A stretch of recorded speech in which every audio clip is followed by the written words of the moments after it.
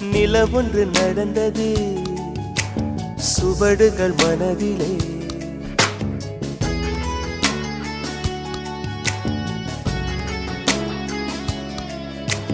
மழை வந்து நனைத்தது இசையல்லை செவியிலே.